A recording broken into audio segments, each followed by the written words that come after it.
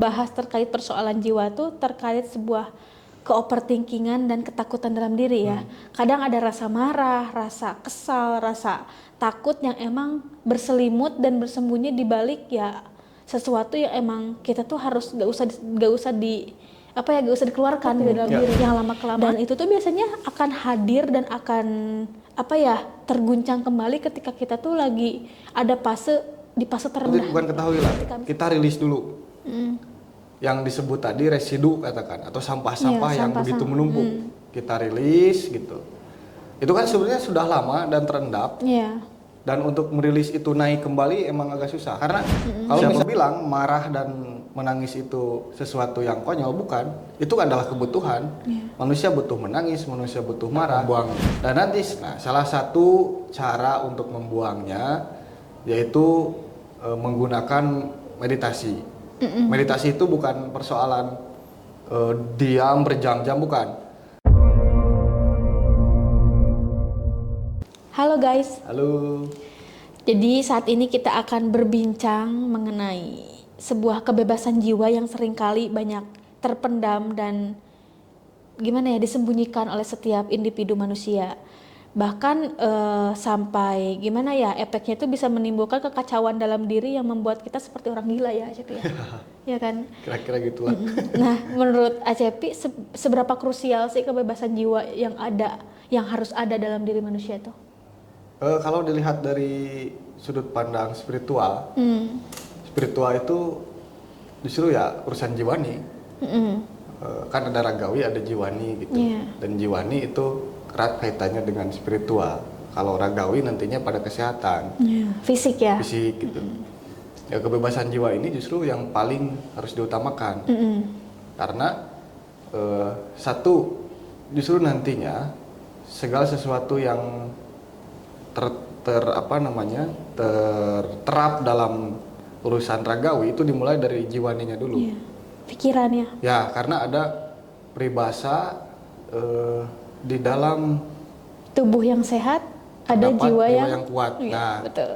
Berangkat dari sana juga sudah kelihatan sebetulnya. Itu pepatah yang sangat bagus sebetulnya. Bagaimana justru yang harus diutamakan dalam kehidupan ini adalah mengurusi jiwanya. Betul. Maka kalau urusannya di dalam selesai, urusan luarnya pun kira-kira tidak akan terlalu rumit lah gitu. Karena emang basicnya juga udah bagus ya kan. Nah nantinya kan kalau urusan dalamnya belum selesai, tentu saja nanti urusan luarnya pun saya meyakini akan ada banyak hambatan. Ya salah satunya mungkin persoalan kesehatan, lalu juga nantinya bersangkutan dengan resonansi. Resonansi itu jejaring ya, jejaring lalu juga relasi. Karena mau tidak mau ya semua harus dimulai dari dalam dulu. Betul. Gitu. Ada nggak pengalaman Nurul terkait persoalan jiwa ini? Persoalan jiwa. Kalau aku sih lebih kalau membahas terkait persoalan jiwa tuh terkait sebuah ke-overthinkingan dan ketakutan dalam diri ya. Kadang ada rasa marah, rasa kesal, rasa takut yang emang berselimut dan bersembunyi di balik ya sesuatu yang emang kita tuh harus gak usah dikeluarkan gitu. Yang lama kelamaan itu menjadi sampah dan numpuk gitu dalam diri. Dan itu tuh biasanya akan hadir dan akan terguncang kembali ketika kita tuh lagi ada di fase terendah gitu loh. Ketika misalkan kita lagi diem, kita lagi overthinking banget, nah perasaan-perasaan itu tuh akan muncul seketika yang kayak bom atom gitu. Kayak akan meledak pada waktunya dengan ledakannya emang begitu kuat gitu. Makanya kayak menurut aku tuh sebuah validasi perasaan kayak rasa marah, rasa kesel kita tuh kayak harus terluapkan. Cuma terkadang yang menjadi persoalan aku kadang bingung gitu ya harus bersikap menjadi seperti apa gitu dalam hal menjaga lingkungan sosial dengan para individu-individu lainnya. Di satu sisi kita tuh katanya harus dibebaskan ya perasaan itu. Tapi di satu sisi kita juga harus menjaga batasan-batasan orang lain. Nah, itu tuh gimana dong? Ya, lagi-lagi ini persoalan justru itu kenapa dalamnya dulu harus kita urusi gitu. Nah, yang jadi persoalan kan hari ini juga kita dalam membedakan yang mana jiwa, yang mana ruh gitu, yang mana nyawa juga kadang-kadang masih bingung gitu. Iya. Nah, mungkin dimulai dari dasar dulu seharusnya. Yang pertama kalau menurut saya adalah ketahui dulu bagaimana, atau bukan ketahui lah, kita rilis dulu yang disebut tadi residu katakan, atau sampah-sampah Iya, yang begitu menumpuk. Kita rilis gitu. Itu kan sebenarnya sudah lama dan terendap. Iya. Dan untuk merilis itu naik kembali emang agak susah. Kalau misalkan nanti dalam proses perilisannya kita diharuskan nangis, menangislah gitu. Jangan ditahan-tahan lah. Iya, iya. Kalau nantinya kemarah gitu, marah saja. Karena siapa bilang marah dan menangis itu sesuatu yang konyol? Bukan. Itu adalah kebutuhan. Manusia butuh menangis, manusia butuh marah. Dan nanti setelah itu bisa terilis dengan baik, kita akan mudah membuangnya. Nah, salah satu cara untuk membuangnya yaitu menggunakan meditasi. Meditasi itu bukan persoalan diam berjam-jam, bukan. Tetapi kita mulai dengan hal-hal kecil. Mengatur napas dengan baik gitu. Karena pernapasan yang baik itu sangat berpengaruh. Bayangkan, oksigen ketika dihirup melalui hidung, itu ketika masuk ke dalam, itu sangat diperebutkan. Dari ujung rambut sampai ujung kaki, mereka memperebutkan oksigen itu. Dan ketika napasnya tidak teratur, oksigen itu tidak akan maksimal. Iya, masuknya ya. Masuknya tidak maksimal, sebarannya tidak maksimal. Maka cara memulainya adalah dengan mengatur pernapasan. Nah, nanti setelah pernapasan teratur, saya meyakini kita akan menemukan satu titik di mana kita mulai merasa nyaman. Bukan tenang ya, nyaman dulu. Nyaman, setelah nyaman baru kita merasa tenang. Nah, setelah tenang biasanya kita akan mulai merasakan, taruh misalkan di fakultas trauma kita punya satu pengalaman nih di masa kecil yang sangat menyakitkan. Coba kita rilis, kita hadirkan lagi peristiwanya, kita bayangkan gitu, kita ciptakan kembali. Bayangkan kita ada di masa itu dan rasakan rasanya. Tetapi catatannya ya harus tenang. Kenyamanannya sudah dapat, ketenangannya sudah dapat. Dan setelah semuanya hadir, baru kita coba hapus perlahan-lahan. Caranya gimana tuh menghapusnya tuh? Cara menghapusnya adalah, yaitu tadi, ini juga persoalan dengan penggunaan mata ketiga. Mata ketiga itu sebuah apa ya? Kalau kita tutup mata, kita masih bisa melihat sebetulnya. Artinya masih ada sensor yang bekerja. Bukan menghayal ya ketika kita tutup mata, tapi ada hadir semacam visual gitu loh.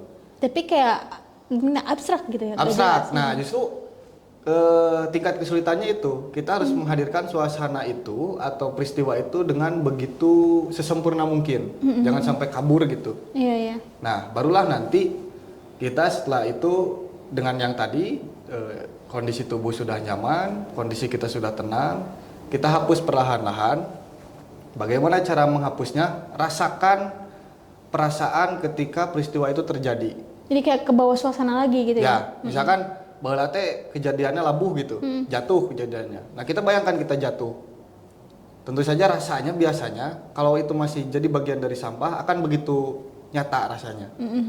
Nah, kita bayangkan saja kita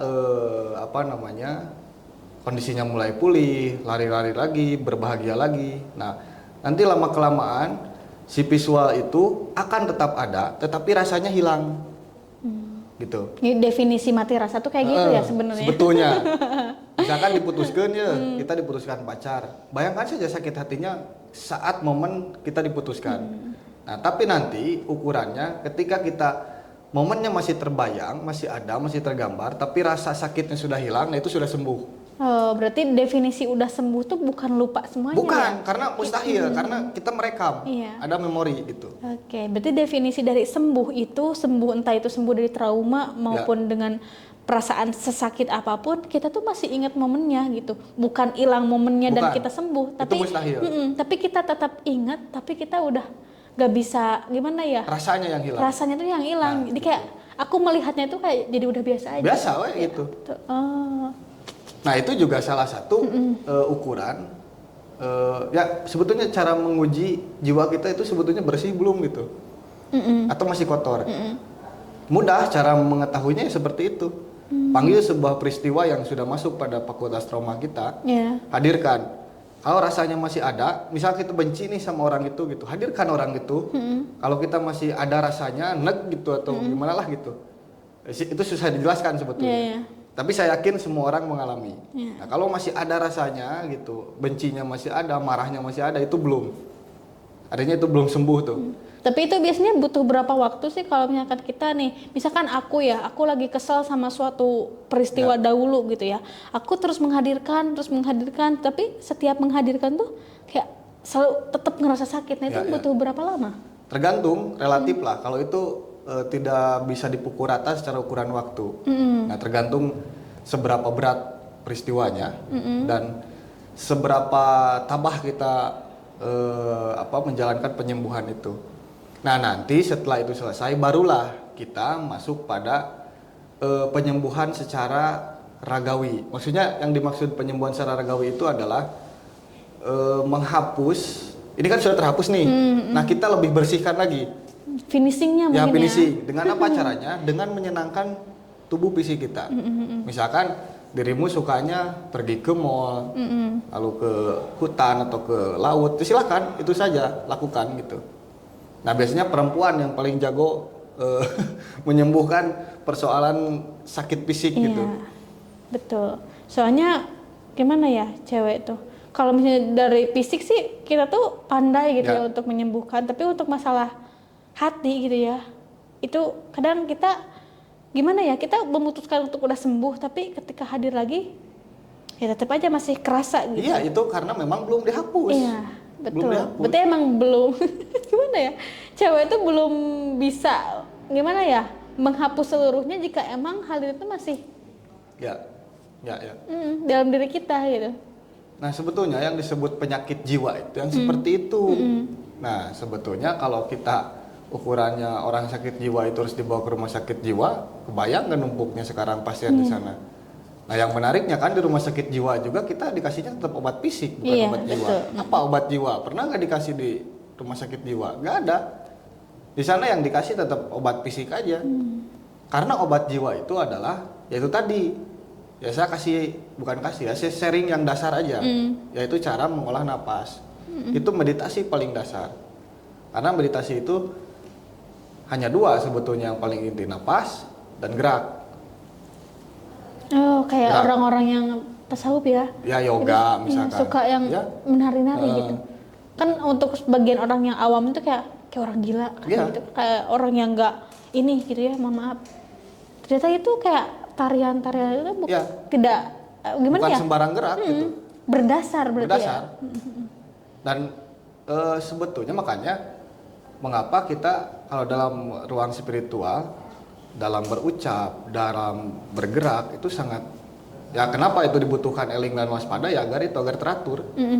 Karena setiap apa yang kita ucapkan, setiap apa yang kita pergerakan itu diyakini akan ada timbal baliknya. Ini lagi-lagi persoalan karma lah. Gitu.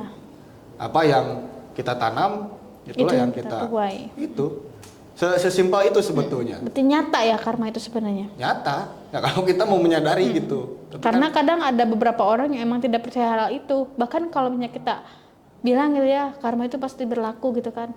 Halah, itu tergantung mindset. Iya, karena selama ini pemahaman tentang karma ini hanya dipahami dalam ruang-ruang keagamaan. Kalau karma dipahami dalam ruang keagamaan pasti terbatas. Ada yang percaya, ada yang tidak. Tapi coba pahami karma dalam realita kehidupan. Ya mudah sebetulnya untuk memahami karma itu. Coba aja ambil silet, sebet gitu. Pasti sakit, itu karma. Kita makan, kita pasti akan kenyang, itu karma. Apa yang kita lakukan itu yang kita dapat. Jadi kayak aksi reaksi ya. Ya, sebab akibat lah. Sebab akibat, aksi reaksi. Bahkan tidak ada asap kalau tidak ada api gitu kan. Itu bisa menjadi statement itu. Yang kacau kan hari ini justru kaum Gen Z sekarang sudah menjalar ke generasi Alpha. Bagaimana mereka terus dijejali dengan berbagai, ini bicara konten nih, dengan berbagai, bahkan saya yakin ratusan video dalam setiap hari mereka tonton. Scroll gitu. Berjam-jam. Dan itu masuk ke memorinya bayangkan di usia yang belum selayaknya mengonsumsi tontonan yang tidak ada batasan itu, di satu sisi juga kepala mereka tuh belum siap, belum optimal ya. belum optimal. Bayangkan saja, makanya jangan heran ketika di masa depan kita akan menemui penyakit-penyakit yang belum ada hari ini. Ya karena penyebab dari penyakit itu juga baru. Dulu kita di tahun 2000-an ke belakang belum ada yang seperti itu. Nah makanya dalam hal ini perlu sebuah batasan-batasan, tapi bukan berarti kita membatasi jiwa kita, bukan. Tetapi batasan-batasan yang menyebabkan justru jiwa kita nantinya sakit. Iya. Karena ada juga ya yang mengatakan gitu ya, bahwa kalau kita enggak scroll, kita enggak main TikTok, kita enggak buka Instagram gitu kan, kita tuh akan tidak up to date gitu. Kita akan kehilangan momen-momen atau berita-berita penting gitu. Karena kan sekarang gitu ya, informasi-informasi sekarang itu hanya dengan sekali klik udah langsung kesebar gitu. Dan ketika kita melewatkan misalkan beberapa jam aja gitu kan, kita akan melewatkan berapa ratus informasi yang baru hadir gitu kan. Ya itu salah satu bahayanya disrupsi. Era disrupsi, jadi overwhelmed ini otak. Padahal kita dulu gak berasa rugi kok pas kecil gitu, tidak mendapatkan informasi lewat media sosial, kita gak ngerasa rugi. Tapi sekarang sehari aja kelewat, ngerasa nyesalnya luar biasa gitu. Wah aku kelewat ini, jadi kayak ketika ngobrol sama orang juga kayak kita udah keluar dari gua berapa tahun gitu kan, gak masuk gitu. Nah yang saya maksud poinnya itu, hari ini kita seolah-olah punya tuntutan untuk melakukan hal-hal yang sebetulnya tidak terlalu penting gitu. Saya yakin orang gak mati kok kalau gak nyekro 10 hari, dia tetap hidup gitu. Jadi kayak kita tuh dituntut untuk menjadi serba tahu gitu. Kita tuh dipaksakan oleh keadaan gitu loh. Padahal kapasitas jiwa, kapasitas memori itu orang berbeda-beda. Berbeda-beda, iya. Sekarang dipukul rata harus sama gitu. Seolah-olah scroll video itu satu kewajiban setiap hari gitu. Bahkan itu tuh sudah menjadi habits gitu ya, ketika bangun tidur buka HP itu tuh gak jauh-jauh kayak scroll dulu ada berita apa nih hari ini gitu. Soalnya itu gimana ya, ngerasa dalam diri aku juga ketika bangun tidur gitu kan, ya baca doa kadang lupa gitu kan, langsung buka HP, terus ada pesan dari siapa, terus scroll apa berita terbaru. Itu kayak terulang setiap hari gitu. Bahkan itu bukan hanya orang-orang segede kita Gen Z gitu ya, bahkan orang tua, bahkan mirisnya pun anak-anak pun itu udah mulai menjalar gitu, habits kayak gitu. Ya kadang keintian atau bukan keintian, sesuatu yang intim dalam hidup kita sekarang mulai terlupakan dengan adanya kebiasaan-kebiasaan baru itu. Kenapa saya singgung terkait hal ini? Ya karena lagi-lagi ini nantinya hubungannya dengan urusan jiwani. Saya meyakini selain berefek nanti efek fisik jelas nanti ke mata gitu, karena lelah digunakan. Saya yakin urusannya nanti pada urusan jiwa nih. Yang ini harus segera disadari sebetulnya. Tapi susah ya. Soalnya sekarang anak kecil aja, bahkan bayi pun udah dikasih HP. Karena yaitu literatur orang tua yang kurang. Parentingnya juga. Sebenarnya mereka tidak salah. Mereka melakukan seperti itu karena mereka kurang pengetahuan tentang itu. Kalau mereka tahu, saya yakin enggak. Ya nantinya kan sekarang tuh ada istilah brain rot, kebusukan otak, itu bahaya itu. Ya, salah satu penyebabnya kan sering mengonsumsi konten-konten receh yang tidak ada esensi gitu. Oke sih lucu gitu, untuk sebuah hiburan kita perlu, tetapi efek jangka panjang kalau berlebihan itu yang berbahaya gitu. Jadi itulah mungkin terkait persoalan kebebasan jiwa yang sebetulnya kalau mau kita akui sekarang kita masih banyak terperangkap. Betul. Saya tidak ingin menyinggung sebuah ruang manapun, tetapi pada akhirnya ya kita memang sulit untuk keluar dari penjara-penjara yang memang tanpa begitu terasa tapi sangat berpengaruh. Nah yang intinya itu tadi saja untuk awal-awal, cara membebaskan jiwa adalah dengan menghapus kotoran-kotorannya. Nah silakan dicobalah gitu. Penonton nyoba, aku juga mulai nyoba.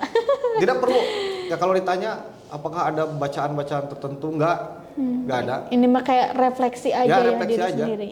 Misalkan lagi di kamar itu kan, daripada scroll gak jelas, ya udah kita diem kayak orang yang yoga Ya, gitu kan, ya. duduk sila gitu kan.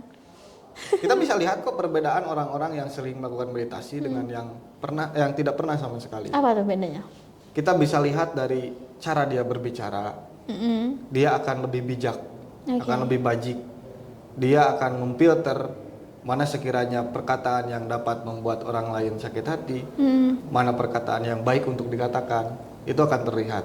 Kalau secara fisik susah lah untuk nebaknya, tapi setidak-tidaknya dalam perkataan, lalu juga dalam gestur sih masih bisa dilihat. Mereka tidak seperti orang yang resah gitu. Iya, tenang gitu. Tenang. Kalau lagi ngobrol gak banyak kabur gitu, ya mereka santai aja. Berarti emang, tapi sebenarnya hal-hal kayak gitu tuh emang tidak terlihat secara fisik. Tapi ketika kita berinteraksi secara langsung, secara face to face gitu ya, vibrasi ketenangannya itu nyebar kan? loh, iya kerasa gitu. Itu karena emang energi itu mudah nyebar gitu ketika kita berinteraksi dengan A, kita berinteraksi dengan B, kok gini, C gini, berbeda-beda, tapi kita akan menemukan titik, oh sama si ini mah gini, sama si itu mah gini. Kita akan menjadi pandai memilah gitu. Karena percaya tidak percaya, seseorang itu dipertemukan juga berdasarkan kualitas energi yang dia miliki, frekuensi yang dia miliki. Saya dipertemukan dengan Nurul, artinya ini ada sebuah frekuensi yang sama. Tidak mungkin lah, mustahil gitu. Walaupun emang banyak bedanya ya. Ya banyak bedanya. Tetapi kan persoalan frekuensi ini sama. Energi itu tidak ada bedanya. Bisa berbeda tapi secara bentuk. Tetapi kalau secara umum itu energi tetap sama. Ya energi saja. Dan dia tidak bisa mati. Energi itu sifatnya kekal. Tidak bisa dihancurkan. Hanya bisa dirubah bentuk. Nah, barangkali kalau kita merasa dalam kehidupan ini dipertemukan dengan orang-orang yang jahat begitu ya, orang-orang yang licik. Nah, kita jangan menyalahkan mereka. Kita lihat dulu diri kita. Iya, energi orangna, frekuensi orangna beres ente gitu. Sudah selesai belum? Rapih belum? Karena itu, makanya saya tidak percaya sama sekali dengan istilah kebetulan. Gak ada. Semuanya udah terencana ya. Ya sudah berdasarkan data. Frekuensinya seperti apa, data karmanya seperti apa, makanya kita bisa bertemu.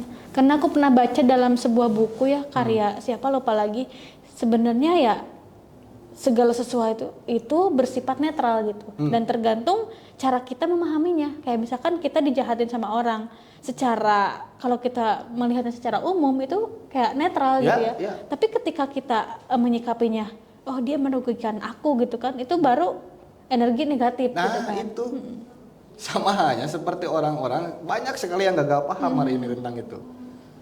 Orang bikin sesajen langsung dibilang musyrik gitu. Klinik. Pertanyaannya klinik gitu ya, mistis. Letak klinik, letak musyriknya itu di sesajennya. Gitu. Yang sesajen itu adalah ciptaan Tuhan, di sana ada bunga, beras dan lain sebagainya. Itu kan tulisan Tuhan, bukan buatan manusia atau pemahaman kitanya nih. Nah, ini kan perlu direnungi gitu. Nah, maka dari itu salah satu caranya adalah meluruskan berbagai pemahaman dalam diri kita. Karena kita tuh hidup udah banyak terpengaruhi oleh sesuatu hal yang emang tidak berdasar gitu. Dan kita ngikut. Dan tidak semua orang mau paham dan mau mengulik terkait hal tersebut. Jadi kayak turun-temurun jatuhnya ya. Makanya penyakit umum hari ini adalah logika sudah tidak dipakai sebagai dasar hidup. Betul. Makanya ngawur lah, saya meyakini orang yang sudah keluar dari logika itu ngawur. Loh, kok kenapa ngawur? Karena gini, segala yang menjadi realita dalam hidup itu ada karena dasar dari logika. Kita menganggap itu sebuah realita karena kita menggunakan logika. Sekarang logikanya sudah kita buang, matikan logikanya gitu. Makanya ya beginilah jadinya. Kolaps ya. Ya kolaps. Di satu sisi kita melakukan religius, tapi di satu sisi lingkungan kotor. Di satu sisi kita mengaku religius, di satu sisi kita mengaku dekat dengan Tuhan, tetapi banyak yang masih sengsara. Artinya kita dekat atau malah semakin jauh gitu loh. Jadi kayak kadang yang disebut dekat tuh bisa jadi hanya ya seremonial aja saja. Bisa, atau pengakuan, bahkan hanya pengakuan, tidak lebih dari itu gitu. Padahal artinya ya kosong gitu. Nah, pernah nggak punya pengalaman dengan dengan urusan logika yang berusaha dibantah gitu. Atau pernah gente membantah logika gitu untuk diri Nui sendiri, dan bagaimana reaksinya ketika kamu membantah logika? Apa ya, tapi kayaknya aku pernah deh membantah sebuah logika, tapi ujungnya tuh aku malah menjadi diam gitu. Diamnya tuh aku ngebantah, tapi aku ngerasa aku gak yakin dengan omongan aku gitu loh. Ngerti gak sih? Jadi kayak gitu. Aku pernah membantah sebuah logika, tapi ujungnya tuh malah aku yang merenung gitu. Artinya kalau begitu apa? Artinya berarti aku gak menggunakan logika atas dasar berpikir aku ya? Ya artinya semuanya harus berdasar pada logika. Tapi kan kebanyakan ya perasaan juga harus terbawa juga gitu kan, naluri gitu kan. Ginilah contoh mudahnya, kita punya perasaan ke seseorang, kalau tanpa logika rusak. Ya, yakinlah. Bulol jadinya ya. Mohon maaf sebagai contoh kasus ya. Kita saking cintanya ke seseorang, kita rela memberikan apapun gitu, tanpa kita melihat realita lain yang sebetulnya jauh lebih penting. Betul. Akhirnya rusak. Hari esok kita rusak gitu. Karena semua kita kiblatkan, kita berikan gitu. Kita fokuskan hanya ke satu hal, satu orang. Ya makanya juga cinta butuh logika itu sebetulnya. Dan rasanya mungkin kalau kita bahas hal itu, cowok tuh lebih lebih paham gitu akan taktiknya. Karena kalau cewek, kalau yang aku rasain ya, perempuan itu ketika sudah menggunakan rasanya, mereka tuh akan gimana ya, totalitas gitu dalam memberikannya. Nah itu yang menjadikan logikanya lumpuh. Tapi balik lagi, ketika logikanya sudah jalan, itu perasaannya tuh akan mudah nguap gitu aja. Cuman yang susahnya itu membangkitkan si logikanya yang udah lumpuh itu loh. Susahnya tuh itu. Makanya kita sebagai perempuan, ayo come on, kita jangan gila dengan perasaan, guys. Ya itulah pentingnya dalam hidup ini punya nomenklatur urusan. Ya ini berbicara diri ya. Kita perlu punya nomenklatur, mana ini untuk hal ini, mana ini untuk hal ini. Perlu kita membuat semacam ruang-ruang gitu. Jadi jangan sampai lebur semuanya dan akhirnya tertuju pada satu, tapi kita lupa ada yang lain yang lebih penting gitu. Betul. Dan biasanya kalau perempuan kan sangkutannya dengan urusan perasaan tadi, dengan cinta gitu. Ya karena kita Gen Z ya, berarti ya urusan dalam hal perasaannya mungkin ya gak jauh hal sama relationship gitu. Makanya pertemanan, cinta itu jangan dikejar, jangan dibangun, justru kita sendiri yang harus menjadi cinta itu. Betul. Kita jangan mencari, tapi kita harus menjadi. Nah itu, karena kebanyakan hari ini kita mencari. Kalau mencari susah. Cinta itu bukan wujud, cinta itu bukan kalkulasi, cinta itu bukan ruang gitu. Tetapi cinta itu adalah sebuah kesejatian di dalam setiap diri manusia. Nah artinya kitalah yang harus menjadi cinta itu. Jadi cinta bertemu cinta gitu. Jadi cinta-cintaan. Iya kan? Jadi sebuah kemanunggalan yang utuh gitu. Betul. Positif nantinya. Tapi sejauh aku hidup gitu ya, dan aku ya udah relationship mungkin dengan banyak orang gitu kan, entah itu pertemanan ya dengan someone spesial gitu kan, aku masih belum paham dan belum menemukan apa itu konsep cinta gitu ya. Tadi disebutkan ACP gitu ya, bahwa kita itu harus menjadi cinta itu sendiri sebelum kita dipertemukan dengan cinta yang lain gitu kan, yang ada dalam eksternal diri kita. Sebenarnya kayak esensinya tuh cinta tuh apa gitu. Yang aku tahu tuh, yang aku rasain kayak ketika aku suka sama seseorang, ya aku suka aja gitu, tanpa atas dasar apapun gitu loh. Gini, yang disebut dengan cinta itu pada kenyataannya adalah perilaku. Perilaku.